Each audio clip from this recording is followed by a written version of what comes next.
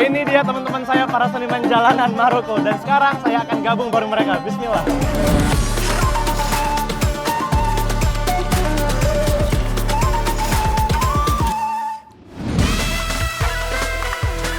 Saudaraku, alhamdulillah saya berkesempatan untuk menghadiri acara pesta pernikahan khas adat Maroko.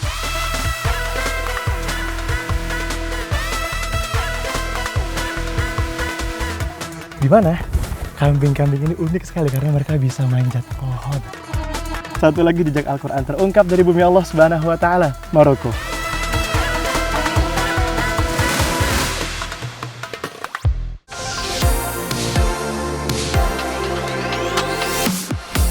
Assalamualaikum warahmatullahi wabarakatuh.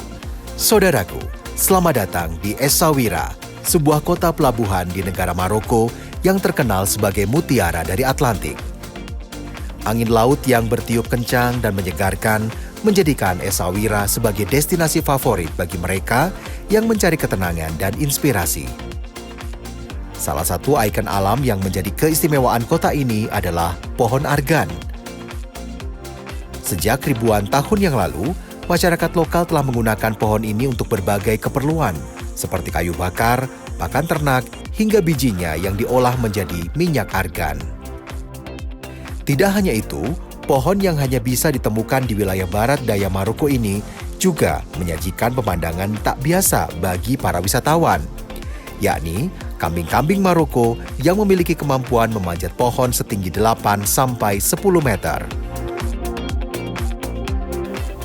Saudaraku, sekarang saya ada di Essaouira, Maroko, bersama para penggembala kambing sedang melepas liarkan kambingnya. Di mana kambing-kambing ini unik sekali karena mereka bisa manjat pohon.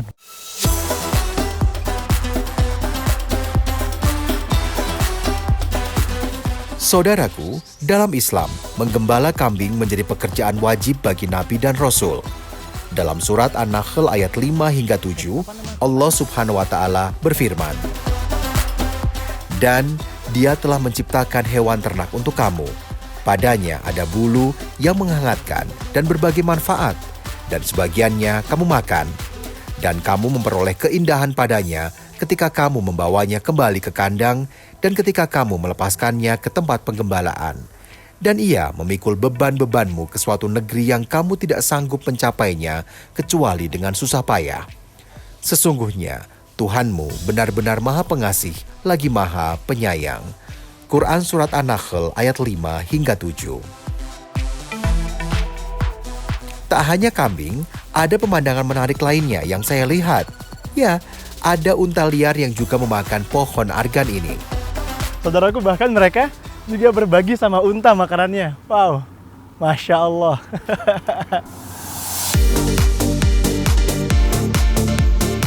Kemampuan memanjat kambing-kambing di sini tidak hanya menjadi daya tarik wisatawan semata. Mereka juga berperan dalam menyebarkan benih-benih pohon argan melalui proses pencernaan.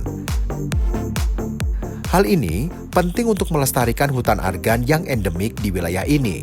Masya Allah. Ketika kambing-kambing yang memanjat, maka buah-buahan argan yang sudah matang seperti ini akan jatuh. Saya jadi penasaran bagaimana rasa dari buah argan ini. Bismillah, saya coba ya. Saudaraku, di sini perpaduan rasanya, manisnya ada, asamnya juga ada, tapi di akhir kita akan merasakan pahit-pahit yang sepat seperti itu dan lebih dekat dengan salak yang masih muda.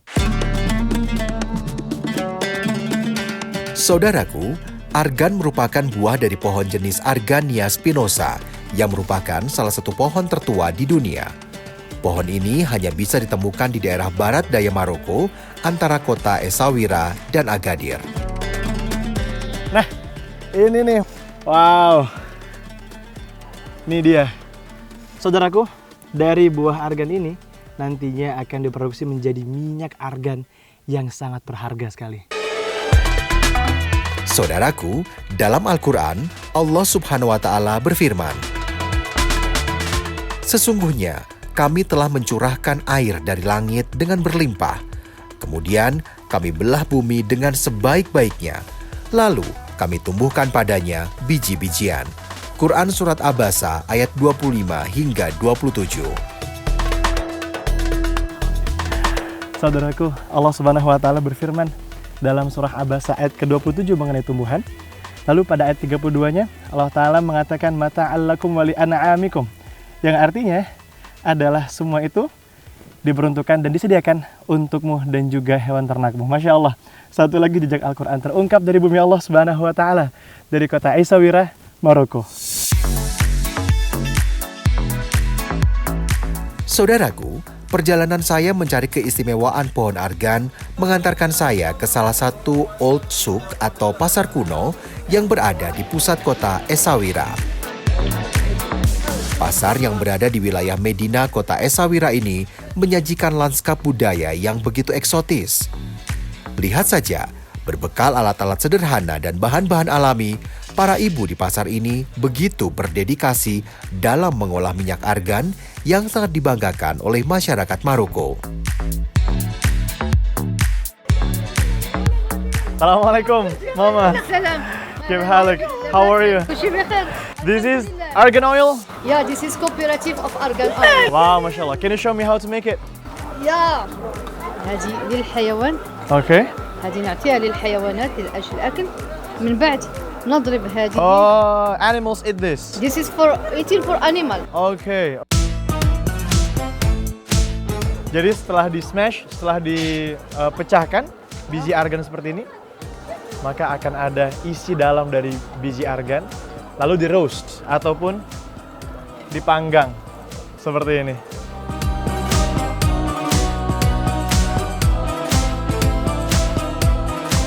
Rasanya hampir mendekati minyak zaitun, tapi ini jauh lebih lebih berlemak.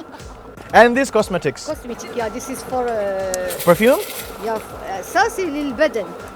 Oh, it's like a Yeah. body lotion. Yeah, it's for body and. Oh.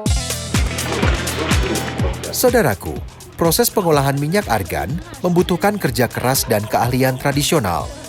Di toko ini, proses penggilingannya masih menggunakan cara tradisional dengan menggunakan batu yang disebut sebagai raha yang masih digunakan untuk mengolah biji argan. Saudaraku, saya dapat kesempatan untuk cobain ini alat tradisional untuk menghaluskan biji pohon argan. Nah, ini dia yang tadi sudah di roast. Dan ini akan kita haluskan yang nantinya akan menjadi minyak argan yang digunakan untuk makan. Like this? Bismillah. Oke. Jadi sebenarnya memang akan lebih mudah dengan yang otomatis. Tapi untuk menjaga supaya kualitasnya lebih baik, maka argan dikhususkan menggunakan mesin yang manual. Tapi saya penasaran juga sama biji dari pohon argan ini yang sudah di roast. Bismillah, coba saya makan ya. Bismillahirrahmanirrahim. Rasanya seperti kacang almond, tapi lebih pahit di akhir. Dan Masya Allah, tadi Mama ngasih tahu bahwasannya walaupun ini pahit, tapi ini bagus untuk obat diabetes.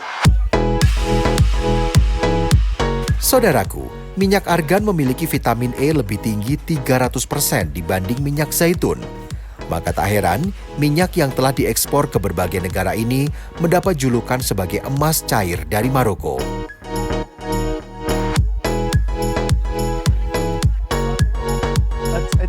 Ternyata saudaraku, untuk 1 liter minyak argan ini membutuhkan sekitar 3 kilo biji buah argan. Itu mungkin sekitar ada ribuan buah untuk menghasilkan 1 liter ini. Saudaraku, ada banyak kios penjual minyak argan di pasar ini.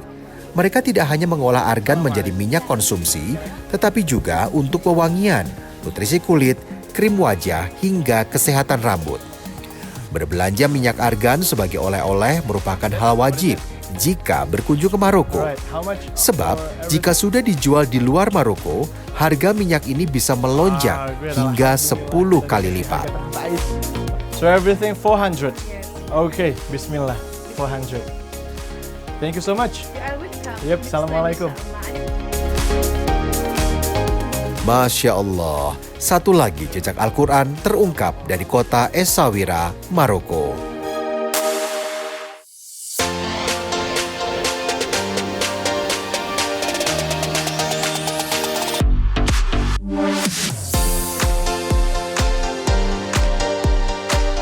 Assalamualaikum.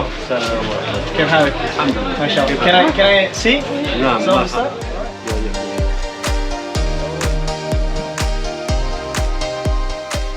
Ya.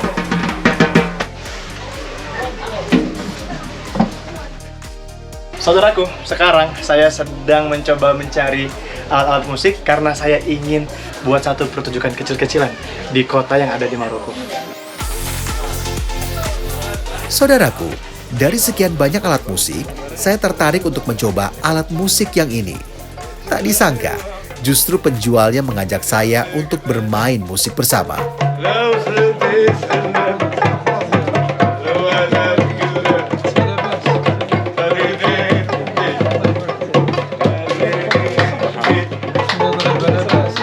Kita lagi coba-coba alat, tapi ternyata diajakin main bareng. Masya Allah. Makin lama, makin asyik mendengar suara alat musik tradisional khas Maroko ini. Dan kami pun mendadak seperti satu grup musik yang begitu kompak. Perpaduan antara suara saragnawa dan juga darbuka menciptakan alunan musik khas Maroko yang menyenangkan. Masya Allah. Setelah mencoba alat musik di sini, sepertinya saya sudah menemukan alat musik apa yang akan saya beli untuk saya bawa ke pertunjukan musik nanti. Baba, هذا كم؟ 150? Oke, Masya Allah. Nah, saudaraku, sebenarnya saya pengen beli yang ini karena lebih nyaring suaranya dan juga lebih gampang untuk dibawa ke sana kemari. Oke, ya lah, bismillah. بالصحة والعافية.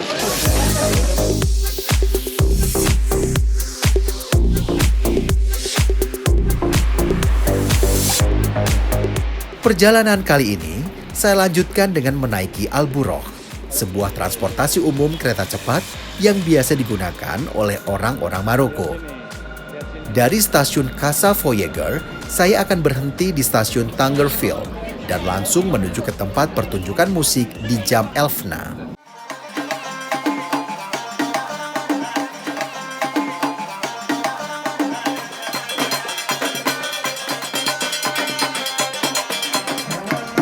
Ini dia teman-teman saya, para seniman jalanan Maroko. Dan sekarang saya akan gabung bareng mereka. Bismillah.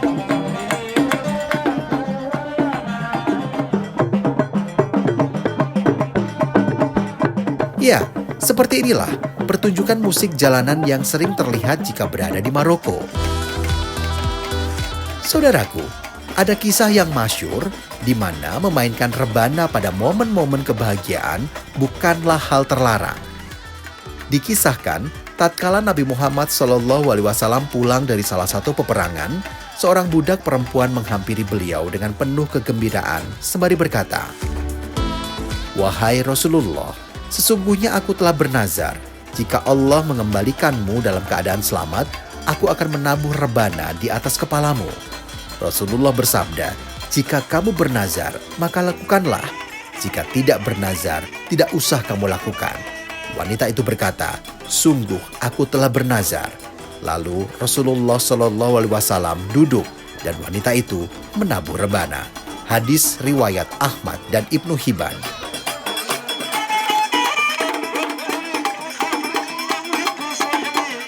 Saudaraku, saya saat ini berada di alun-alun Jam Elfna yang merupakan alun-alun tersohor di kota Marrakesh, salah satu kota tua di Maroko. Saudaraku, musik menjadi hal mendasar dalam kehidupan sehari-hari warga Maroko. Bisa dibilang, musik merupakan jantung dari warisan budaya mereka. Menjadi seniman jalanan merupakan pilihan hidup para sahabat saya ini untuk mencari nafkah, sekaligus melestarikan budaya Maroko agar tetap lestari. Saudaraku, Allah Subhanahu wa taala berfirman dalam surah Hud ayat ke-6 yang artinya tidaklah semua makhluk yang bergerak pasti Allah taala jamin rezekinya. Seperti teman-teman baru saya menjadi seniman untuk mencari rezeki. Islam melarang musik jika mengandung kemaksiatan, seperti minum minuman keras, bersama biduan, serta mengandung lirik-lirik yang buruk. Wallahu a'lam bishawab.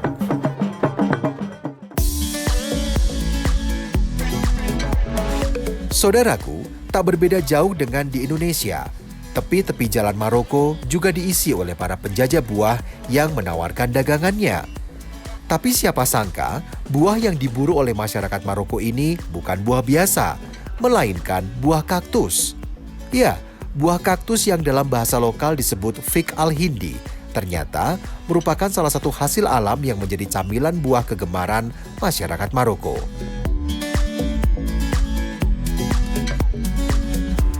Assalamualaikum. Alhamdulillah. Kremush.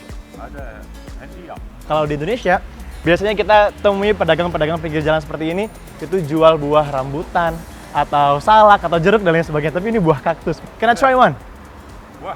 Wahid, ya. Hada. Oke, yalla bismillah. Bismillah. Ada kermus tin shauki. Oke. Tin shauki. Tin shauki. Hada? Oke. Bismillahirrahmanirrahim. Zuin. Alhamdulillah. Saudaraku, dalam sebuah riwayat, Rasulullah Shallallahu Alaihi Wasallam pernah bersabda, Allah Subhanahu Wa Taala mengasihi seseorang yang murah dalam menjual, mudah dalam membeli, dan lapang dada dalam menagih hutang. Hadis riwayat Bukhari. Saudaraku, ini pengalaman saya pertama cobain buah kaktus, dan ternyata teksturnya mirip dengan buah sawo, dan Masya Allah rasanya tidak terlalu manis. Wow.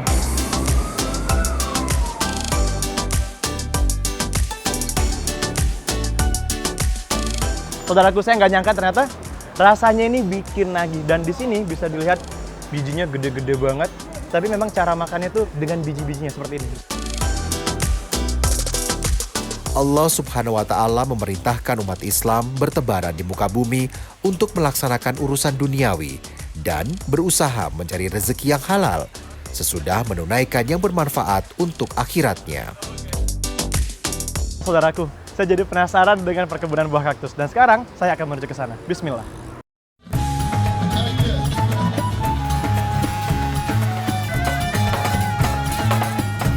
Saudaraku, alhamdulillah saya berkesempatan untuk menghadiri acara pesta pernikahan khas adat Maroko.